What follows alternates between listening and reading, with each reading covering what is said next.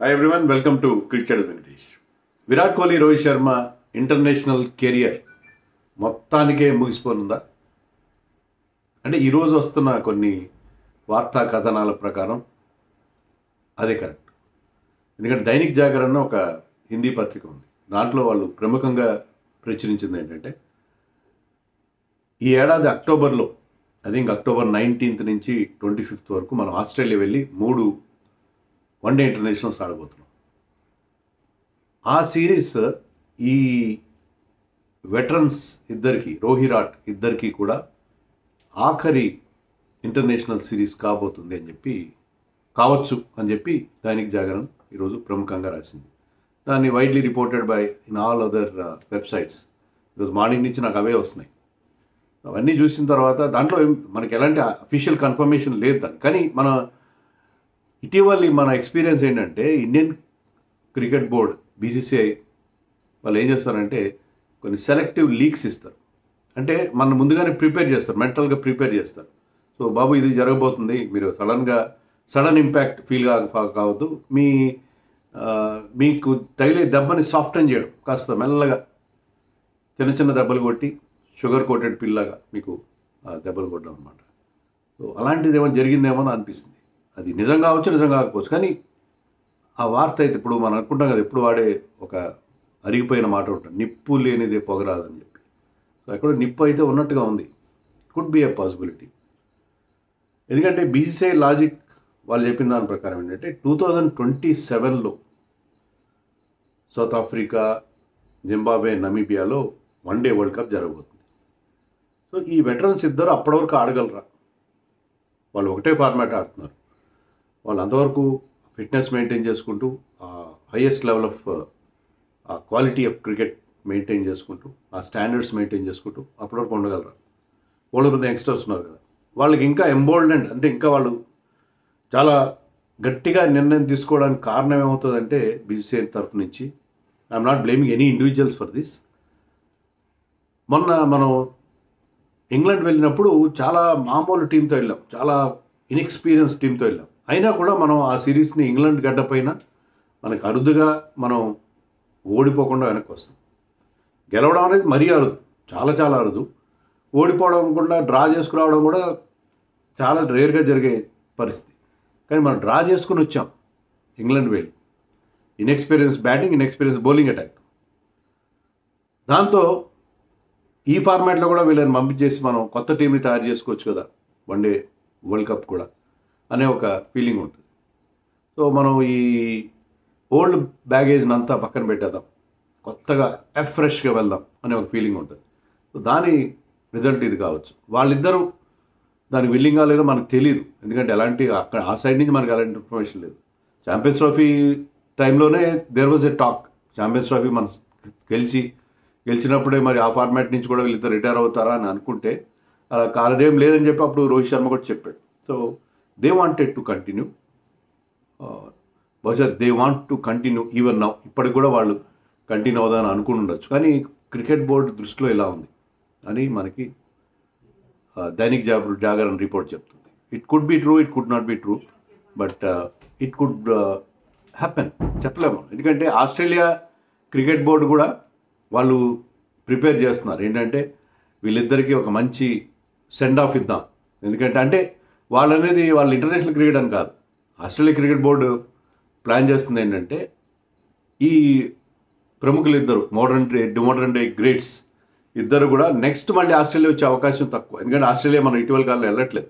వాళ్ళు ఈ చిన్న సిరీస్కి ఇలా వెళ్ళడం చాలా అరుదైన విషయం. ఒక వైట్ బాల్ సిరీస్ 3 మ్యాచ్ల కోసం మనం అంత దూరం ఖండాంతర ప్రయాణం చేయడం అనేది ఇటీవల కాలంలో జరగట్లేదు. సో ఆ చిన్న సిరీస్ కోసం మనం వెళ్తున్నాం. సో ఆస్ట్రేలియా వెళ్తున్నాం. మళ్ళీ నెక్స్ట్ టైం వీళ్ళు ఆస్ట్రేలియా వచ్చే అవకాశాలు చాలా తక్కువ కాబట్టి రోహిత్ శర్మ గారు, విరాట్ కోహ్లీ గారు వాళ్ళకి ఘనమైన సన్మానం చేద్దామని చెప్పి వాళ్ళు ప్లాన్ చేస్తున్నారు. That is for sure. So వాళ్ళ లాజిక్ వీ కెన్ అండర్స్టాండ్.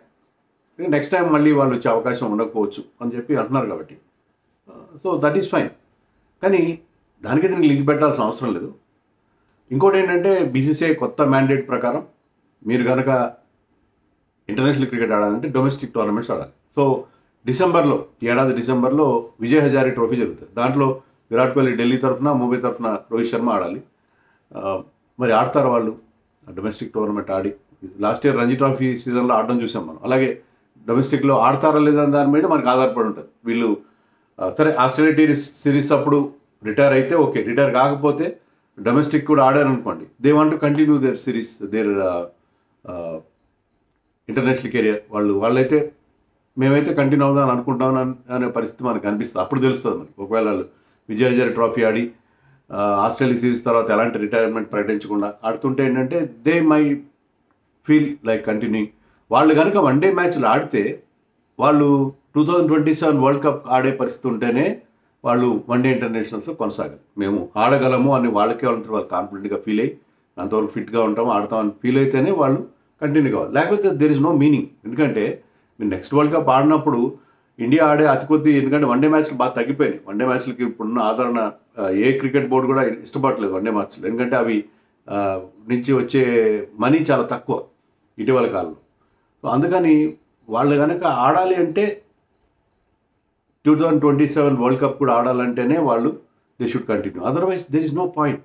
అది కూడా మనం అర్థం చేసుకోవాలి. మనం సెంటిమెంటల్గా ఫీల్ అవడంలో ఖచ్చితంగా, ఎందుకంటే విరాట్ కోహ్లీ, రోహిత్ శర్మ మొత్తానికే మనకి ఇంటర్నేషనల్ క్రికెట్ దూరం అయిపోతారంటే అది జీర్ణించుకోలేని విషయం. బట్ స్టిల్ 27 వరల్డ్ కప్ ఆడే పక్షంలోనే వాళ్ళు కంటిన్యూ కావాలి. లేని పక్షంలో దెర్ ఇస్ నో పాయింట్. మనం టీం తయారు చేసుకోవాలి కదా, ఆ ప్లేస్లో ఎవరు ఆడతారు అనేది, నెంబర్ 3లో ఆడతారు, ఓపెనర్గా ఎవరు ఆడతారు అనేది మనం వేరే వాళ్ళని, కొత్త వాళ్ళని మనం బిల్డ్ చేసుకోవాలి టీంని. లేదు మేము 1.5 year ఆడి వరల్డ్ కప్ ముందు రిటైర్ అవుతామంటే అది కరెక్ట్ కాదు. అందుకని దిస్ మైట్ హ్యాపెన్. ఇంకోటి కూడా మనకి ఇండికేషన్ ఎప్పుడు వస్తుందంటే, ఈ మనం చెప్పుకున్న ఆస్ట్రేలియా సిరీస్కి క్యాప్టెన్ని అనౌన్స్ చేసినప్పుడు, సో దానికి రోహిత్ శర్మనే క్యాప్టెన్గా ఉంచితే ఓకే, వాళ్ళు కొనసాగే అవకాశం ఉంటుంది. అలా కాకుండా ఆల్రెడీ ఒక టాక్ ఏమొచ్చిందంటే శుభ్మన్ గిల్ని వన్డే టీం కూడా క్యాప్టెన్ చేస్తారు. ఆల్రెడీ అతను వైస్ క్యాప్టెన్ చేశారు. సో వన్డే ఇంటర్నేషనల్స్ కూడా శుభ్మన్ని క్యాప్టెన్ చేస్తారని ఒక మాట అయితే వినిపిస్తుంది. అలా కనుక జరిగితే, ఎందుకంటే లాస్ట్ టైం విరాట్ కోహ్లీ, రోహిత్ శర్మ ఎప్పుడు ఆడారు? ఛాంపియన్స్ ట్రోఫీ ఆడారు ఇదే ఏడాదిలో. ఆ ఛాంపియన్స్ ట్రోఫీ మనకి గెలిచాం. ఇద్దరు కూడా చాలా కీ రోల్ ప్లే చేశారు. Rohit Sharma lead the team very well. అతను ఒక ఏడాది తేడాలో మనకి 2 ICC ట్రోఫీస్ గెలిపించి పెట్టాడు. క్యాప్టెన్గా has a fantastic record. So చాలా గ్యాప్ తర్వాత మళ్ళీ మనకి అతను ICC ట్రోఫీస్ గెలిపించి పెట్టాడు. బట్ స్టిల్ అతన్ని కనుక రీప్లేస్ చేస్తే ఆస్ట్రేలియాలో జరగబోయే 3 మ్యాచ్ల వన్డే సిరీస్కి అక్కడే మనకి ఇండికేషన్ వస్తుంది, బహుశా వీళ్ళ కెరియర్ కొనసాగకపోవచ్చు అని చెప్పి. ఇంకా రోహిత్ శర్మ కంటిన్యూ అవ్వాలంటే షుడ్ బి ది క్యాప్టెన్. అలా కాదు మేము శుభ్మన్ గిల్ క్యాప్టెన్ చేస్తున్నాం, ఇప్పటి నుంచి ట్రాన్సిషన్ స్టార్ట్ చేస్తున్నాం అంటే I think that gives an indication. So చూడాలి మరి. యాక్చువల్గా నన్ను అడిగితే ఒకవేళ కనుక వాళ్ళిద్దరు రిటైర్ అవ్వాలనుకుంటే ముందుగానే అనౌన్స్ చేసేసి మేము రిటైర్ అవుతామని, లాస్ట్ మ్యాచ్ వాళ్ళ ఫ్యామిలీని పిలుచుకొని, I think last match is happening in Sydney, Perth, Adelaide and Sydney 3 చోట్ల వన్డేస్ జరగబోతున్నాయి. 25th అక్టోబర్న లాస్ట్ మ్యాచ్ జరుగుతుంది. ఆ రోజు ఫ్యామిలీస్ని పిలుచుకొని చాలా గ్రాండ్గా ఒక ఫేర్వెల్ లాగా, ఇంకా ఇంటర్నేషనల్ క్రికెట్ నుంచి వాళ్ళు 2 ఫార్మాట్స్ నుంచి ఆల్రెడీ రిటైర్, వాళ్ళు అదొక మంచి సెలబ్రేషన్ చేసుకుంటే బాగుంటుంది. అలా కాకుండా సస్పెన్స్ పెట్టి చేస్తే కూడా బాగుంటుంది. సో ఏం జరుగుతుందో మనకు తెలియదు, ఎలా జరుగుతుందో మనకు తెలియదు. దీంట్లో ఎవరిని ఇండివిజువల్స్ని బ్లేమ్ చేయాల్సిన అవసరం లేదు, ఎందుకంటే ఇది ఒక్కరి నిర్ణయం అయితే కాదని అనుకోవడం. అందరూ గౌతమ్ గంభీర్ వైపో, జైషా వైపో, లేకపోతే Agarkar వైపో they might point there fingers. But ఇప్పుడు వార్త వచ్చింది కాబట్టి let us hope that is not true. వాళ్ళిద్దరు కంటిన్యూ అయితే బాగుంటుంది, ఎందుకంటే ఇద్దరు ఫామ్లో ఉన్నారు. వాళ్ళిద్దరికి ఇదే బెస్ట్ ఫార్మాట్. కంటిన్యూ అయితే బాగానే ఉంటుంది. బట్ కంటిన్యూ అయితే నేను చెప్పినట్టుగా కంటిన్యూ కావాలంటే they should be able to play the world cup. అలా అయితేనే కంటిన్యూ కావాలి. లేదు మేము ఒక 1 year ఆడేసి తర్వాత మేము 1 year గ్యాప్ తర్వాత మేము వదిలేస్తామంటే అవసరం లేదు. ఇప్పటి నుంచే మనం బిల్డ్ చేసుకోవచ్చు టీం. కొత్త ఓపెనర్స్ని, కొత్త నెంబర్ 3ని మనం తయారు చేసుకునే పరిస్థితి ఉంటుంది. సో మరి మీరేమనుకుంటున్నారు? ఇది కరెక్టా కాదా? వీళ్ళిద్దరు కంటిన్యూ కావాలా లేదా రిటైర్ అవ్వాలా అనేది మీరు మీ కామెంట్స్లో చెప్పండి.